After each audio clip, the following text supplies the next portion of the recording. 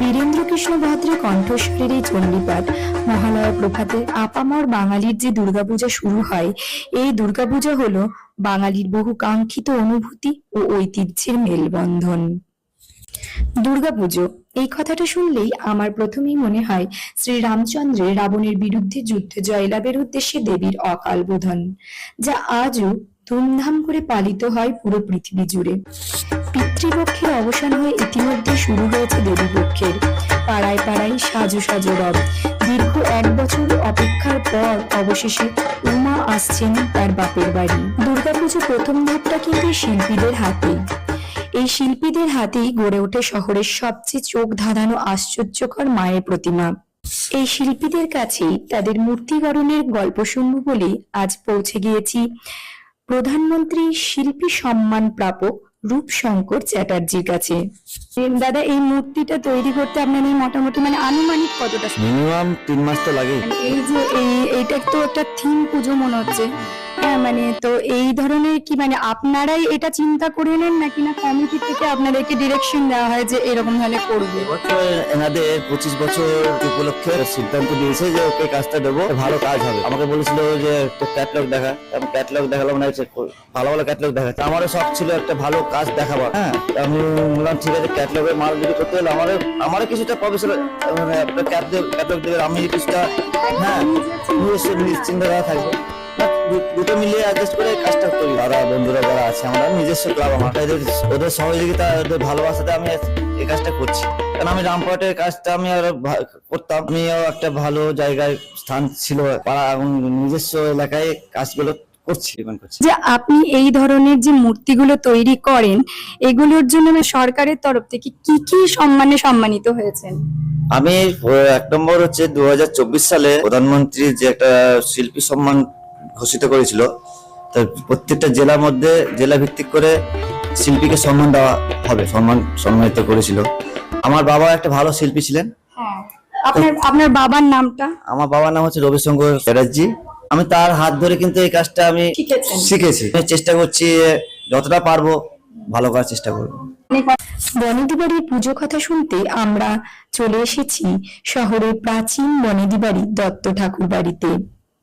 আমরা এই মুহূর্তে পেয়ে গিয়েছি দত্ত ঠাকুর বাড়ির এক সদস্যকে। মন্দিরটা কবে প্রতিষ্ঠিত হয়েছিল? 200 বছর আগে। আচ্ছা, এই মন্দির যিনি প্রতিষ্ঠা করেছিলেন উনি কে ছিলেন? উনি ছিলেন আমাদের স্বর্গীয় নিয়াইলাল দত্ত মহাশয়। ওনারই প্রতিষ্ঠা।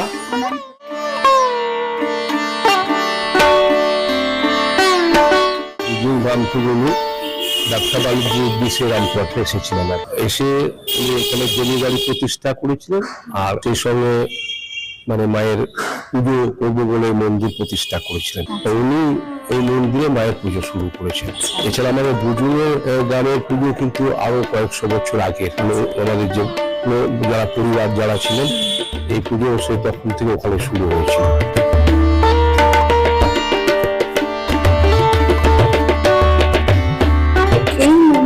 যে দেবী মা যে একই রকমের মূর্তি তো প্রত্যেক বছর তৈরি হয়। হ্যাঁ, আমরা একেবারে শৈশবকাল থেকে দেখে আসছি যে তারা প্রজন্ম পর প্রজন্ম, জেনারেশন থেকে এক এক জেনারেশন এসেছে, আর ওদের একই জেনারেশনেরই ওরা মূর্তি করে আসছে।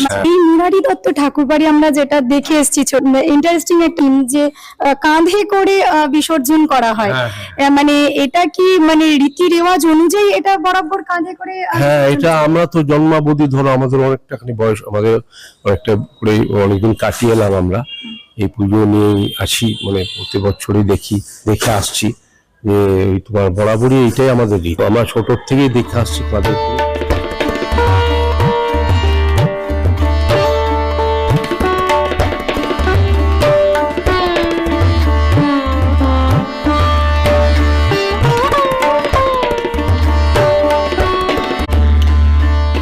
দশমী পুজো হয়ে যাওয়ার পরে মা বোনেরা এখানে আসেন।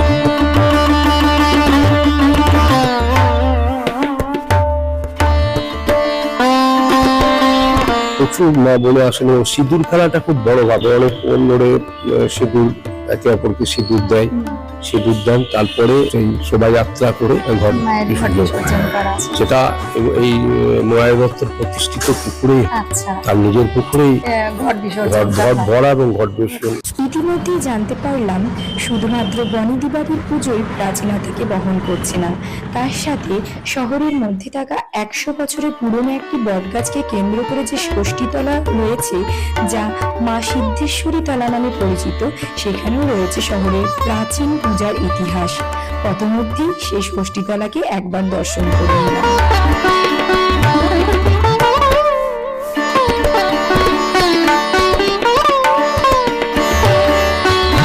আমরা এখন পৌঁছলাম শহরের প্রাচীনতম বনেদি বাড়ির পুজো কথা শুনতে মন্ডল বাড়িতে। এই মন্ডল বাড়ির পুজোর যে ইতিহাস, যে প্রচলিত প্রথা চলে আসছে এতদিন ধরে, সেই সমস্ত গল্প আজ আমরা জানবো।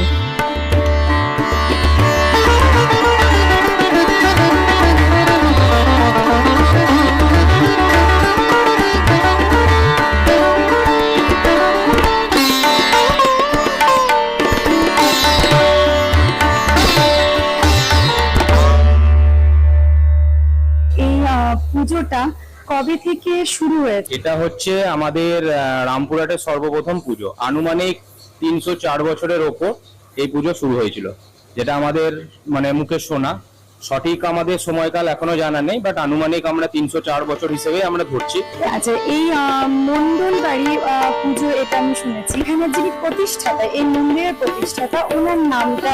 ওনার নাম হচ্ছে মধুসূদন মণ্ডল, যিনি আমাদের প্রথম পুজো প্রতিষ্ঠা করেছিল। তার প্রতিষ্ঠার জন্য একটা মানে গল্প আছে, যে তার একটা মানে পিঠে ঘা হয়েছিল, যে ঘাটা ভালো হতে চাইছিল না। তো একটা মানে কিছুদিন ওই ঘাটা ভুগছিল, তার ফলে অনেক ডাক্তার দেখিয়েছিল। সেই সময় বদ্যি ছিল যখন, তখন তাতেও কিছু মতে ঠিক হচ্ছিল না। তো একজন সাধু বাবা এসেছিল, সেই সাধু বাবা বলেছিল, এবং তিনিও হয়তো স্বপ্ন পেয়েছিল যে মা দুর্গার পুজো শুরু করে, দেখো ঘা ঠিক হয়ে যাবে। তারপরে পুজো শুরু করার পর তার ওইটা ঠিক হয়ে গেছিল, সেই থেকে পুজো প্রতিষ্ঠা হয়েছিল। কিন্তু তিনি হঠাৎ 2 থেকে 3 বছর পর এই পুজোর দিনই মায়ের ঘটকে আঁকড়ে ধরে মারা যায়। হ্যাঁ, তারপর অনেকে পুজোটা বন্ধ করে দেওয়ার কথা ভেবেছিল, কিন্তু তার ভাই বৈদ্যনাথ মণ্ডল আবার সেই পুজো চালু করে। তারপর থেকে কন্টিনিউ এই পুজো। এখন কি এটা বনেদি বাড়ির পুজো হিসেবেই মানে? এখন আমাদের এই পুজোটা 5 জন শরিক, 5টা পালি হয়, মানে বংশ পরম্পরায় চলে এসে 5 জন এখন এই পুজোটা চালাচ্ছে। এই বছর আমাদেরই পালি। আর মানে এরকম করে প্রত্যেকবার 4 বছর অন্তর অন্তর একজন করে মানে আমাদের পালি আসে। তো এটা মানে আমাদের 5 ভাই শেষ অব্দি এসছে, ওই 5 ভাইয়ের 1 বছর করে পালি। এই যে দেবী প্রতিমা, এই এক চালি মূর্তির মধ্যে যে প্রতিমা, এটা তো প্রতি বছর এইভাবেই আমাদের মূর্তির কোনো চেঞ্জ হয় না। আমাদের সাজ যেরকম ছিল সেই রকমই হয়। আমাদের ঠাকুর প্রথম থেকে মানে তাদের বংশ পরম্পরায় এখনো অব্দি মূর্তি তারাই তৈরি করে আসছে। যারা ঢাক বাজায় তাদের বংশ পরম্পরায় তারাই ঢাক বাজাচ্ছে, চেঞ্জ হবে না। না, হ্যাঁ, তারা তাদেরই বংশ পরম্পরায় হয়ে আসছে। যারা ঢাক বাজায় বাইরে থেকে আসে, আমাদের ঢাক বাজায় কদমকুন্ডি বলে গ্রাম আছে গদাধরপুরের ওখান থেকে ওরা বংশ পরম্পরা এখানে চলে আসছে। ষষ্ঠী বাইন তার দাদু থেকে শুরু করেছিল। ষষ্ঠী বাইন মারা গেছে, এখন তার নাতিরাও আমাদের এখানে ঢাক বাজাচ্ছে। হ্যাঁ, মানে ওটা বংশ পরম্পরা। আমাদের মূর্তি প্রতিমা কাঁধে করে বিসর্জন হয়, এটা একটা বিশেষ বৈশিষ্ট্য রামপুরহাটের। মানে আমাদের এখানে রামপুরহাটে 3টে ঠাকুর হয়, যেটা কাঁধে করে বিসর্জন হয়।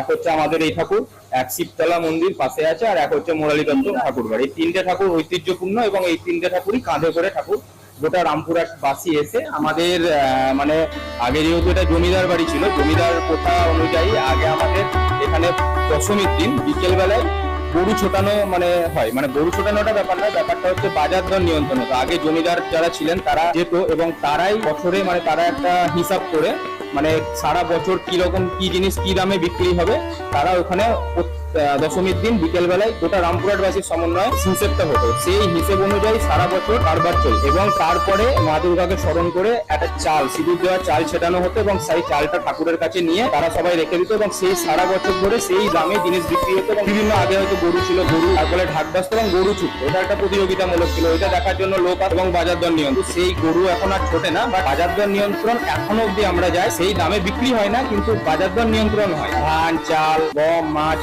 দই, এটা এখনো অব্দি হয়, এবং সেই দামে হয়তো হয় না, কিন্তু মানে জিনিস মানে রেওয়াজটা এখনো চলে আসে। বছরের এই 4-5টা দিন প্রাণ খুলে আনন্দ করার জন্যই সারা বছর পরিশ্রম করে বাঙালি সমাজ। সবাইকে শারদ শুভেচ্ছা, সকলের আনন্দে কাটুক এই শারদ উৎসব।